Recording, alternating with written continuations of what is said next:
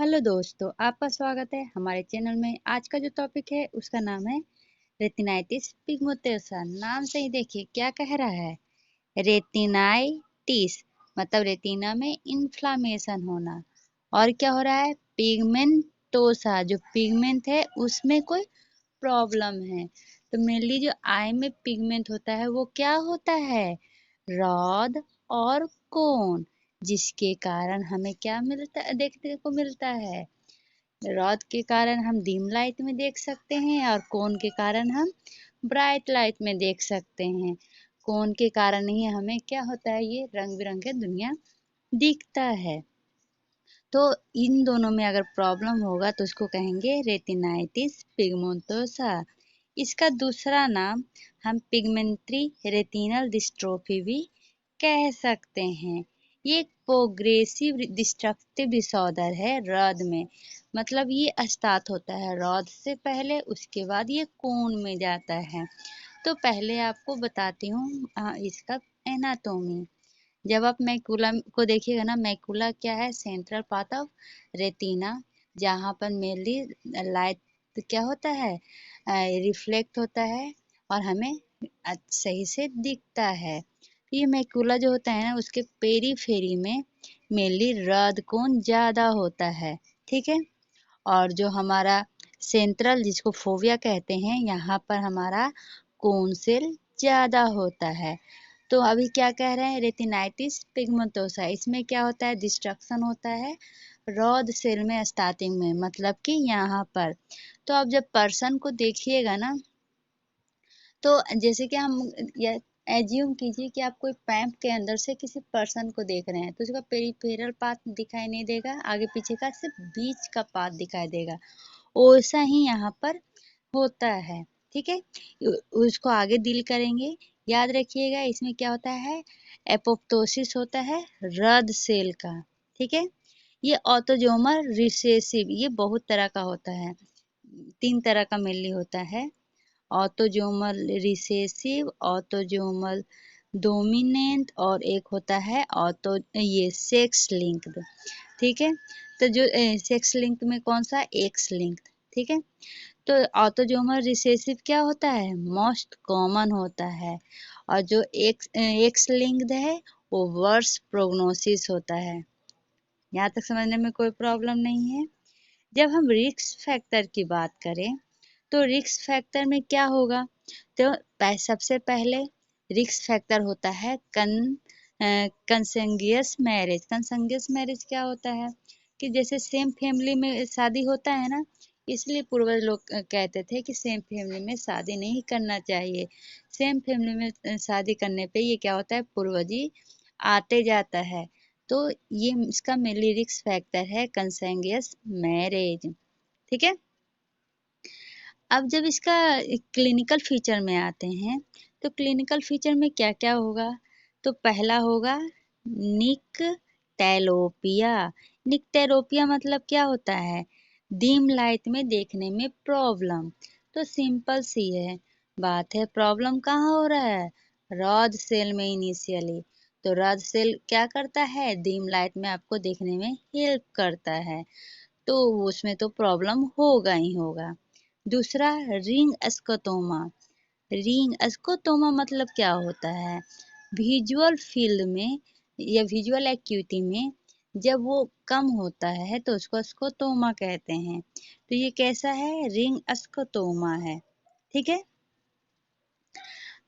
तीसरा क्या है, प्रोग्रेस टू ट्यूबुलर विजन। आपको बताया ना अभी, ऐसा जैसे आप ट्यूब के अंदर से किसी को देखते हैं ना, वैसा विजन दिखाई देगा, तो ये ट्यूबुलर विजन है। आप जब बात करते हैं ट्यूबुलर विजन की बात कर रहे हैं, तो आप एक एज्यूम कीजिए कि आप हैंड में एक पाइप लिए हुए हैं, उससे किसी इंसान को देखिए, तो कैसा दिखेगा, सिर्फ बीच वाला पार्ट दिखेगा, बाकी पार्ट नहीं दिखेगा। तो उसी को कहते हैं ट्यूबुलर विजन। ठीक है। अब इसमें एक ट्रायाड देखने को मिलता है। ट्रायाड मतलब इसका 3 चीज जो इसको सबसे अलग करता है। कौन कौन सा है वो ट्रायाड, इसका जो डिस्क होता है ना वो पेल वैक्सी डिस्क होता है। कैसा, पेल वैक्सी डिस्क होता है। दूसरा त्रियाद में क्या होता है? आर्टेरियल एटेन्युएशन होता है। क्या? आ देखिए यहाँ पर दिया हुआ है, चलिए, एटेन्युएशन ऑफ आर्टेरियोल्स होता है। तीसरा क्या है? तो बॉन स्पिकुल पिगमेंटेशन है। ये तीनों ट्रायाद है जो मेनली फंगल अपीयरेंस में दिखता है। ये ऑप्टिक एट्रोपी या पेल वैसी डिस्क होता है। ठीक है, तो तीन याद रख लीजिएगा। अब ये बॉन स्पिक्यूल्स पिगमेंटेशन क्या होता है? जब आप देखिएगा हमारा रेटिना को, तो उसमें कुछ इस तरह का ऐसे ऐसे ऐसे ऐसे काला काला काला काला पिगमेंट जैसा स्पिक्यूल्स दिखेगा। इसी को हम कहते हैं बॉन स्पिक्यूल्स पिगमेंटेशन। पिक्चर में दिखाती हूँ, देखिए ये जो है ना काला काला काला, यही मेनली हमारा बॉन स्पिक्यूल्स पिगमेंटेशन है। तो तीन त्रियाद इसका याद रखिएगा। कौन कौन सा? Optic atrophy, attenuation of arterioles और बॉन स्पिकुल पिगमेंटेशन। जब इसकी डायग्नोसिस की बात करें तो इसका जो मेन डायग्नोसिस है, गोल्ड स्टैंडर्ड, वो है ERG। ERG का फुल फॉर्म क्या होगा? इलेक्ट्रोरेटिनोग्राफी। ठीक है, ये गोल्ड स्टैंडर्ड है जो ये मेनली मेजर करता है potential difference of neurosensory layer. तो अब पहले नॉर्मल जानना पड़ेगा, तभी तो पता चलेगा ना कि अब नॉर्मल क्या है। तो नॉर्मल ईआरजी में क्या होता है? जो हमारा ए वेव है वो निगेटिव होता है। ठीक है, जो बी वेव है वो पॉजिटिव होता है। जो स्मॉल सी वेव है, कभी कभी जो सी वेव है वो स्मॉल होता है, याद रखिएगा। और आप तो ए वेव क्या मेजर करता है? तो ए वेव मेजर करता है potential difference of photoreceptor. B wave क्या मेजर करता है? The potential difference of Muller cell and bipolar cell. ठीक है, तो जब रेटिनाइटिस पिगमेंटोसा की बात करें तो ये कैसा दिखेगा? ईआरजी फ्लैट दिखेगा, ना निगेटिव ना पॉजिटिव ना स्मॉल। कैसा दिखेगा? ईआरजी फ्लैट दिखेगा। ठीक है, यहाँ तक समझने में कोई प्रॉब्लम नहीं है। अब एक चीज और याद रखिए, ये जो अभी बताया था ना बॉन स्पिकुल्स पिगमेंटेशन, ये करेक्टरिस्टिक फीचर है रेटिनाइटिस पिगमेंटोसा का। क्या करेक्टरिस्टिक मेन फीचर है? इसमें जो होता है ना वो जेट ब्लैक स्पॉट दिखता है। और ठीक है, क्या क्या दिखता है? जेट ब्लैक स्पॉट की तरह ये दिखता है। ये क्यों होता है? इसमें पेरीवेस्कुलर चेंजेज और रेटिनल वेन में चेंजेज होने के कारण, जिसके कारण लाइट सेंसिंग सेल क्या होने लगता है? लॉस होने लगता है। ठीक है, यहाँ तक समझने में प्रॉब्लम नहीं है। ट्रीटमेंट की बात करें तो ट्रीटमेंट अभी तक इसका पूरी तरह क्योर हुआ नहीं है। तो ट्रीटमेंट में क्या, फिर भी ट्रीटमेंट तो कुछ होगा ना। हाँ, इसमें मेनली ट्रीटमेंट की बात करें तो 1500 LU light unit per day और विटामिन ए दिया जाता है। किस फॉर्म में? तो पाल्मिटेट फॉर्म में एवरी डे। ये टॉक्सिक नहीं है, ये मेनली प्रेगनेंसी में नहीं दिया जाता है। लेकिन ये भी आरपी क्या है? रेटिनाइटिस पिगमेंटोसा का शॉर्ट फॉर्म है। इसको क्योर नहीं करता है। मेनली क्या होता है ना, इसमें 40 साल होते होते तक पर्सन ब्लाइंड हो जाता है। लेकिन अगर ये विटामिन ए दें ना तो वो 7 साल का विजन क्या होता है? बढ़ा देता है। ठीक है, तो इस तरह से हमारा रेटिनाइटिस पिगमेंटोसा खत्म हुआ। लेकिन रेटिनाइटिस पिगमेंटोसा में कुछ सिंड्रोम आते हैं, लगभग 5 सिंड्रोम आते हैं। तो 5 सिंड्रोम के बारे में पढ़ते हैं। चलिए अब आते हैं इसके सिंड्रोम में। सिंड्रोम में जाने से पहले कुछ बात और फिर से रिवाइज कर लेते हैं। रेटिनाइटिस पिगमेंटोसा में मेनली हमारा मैकुला का पेरिफेरल पार्ट, जहाँ पे सबसे ज़्यादा रॉड सेल प्रेजेंट होता है, वो पहले इफेक्ट होता है। इसलिए जब हम किसी पर्सन को देखते हैं तो ऐसा लगता है कि ट्यूब के से देख रहे हैं, मतलब कि उसका पेरिफेरल पार्ट क्या होता है?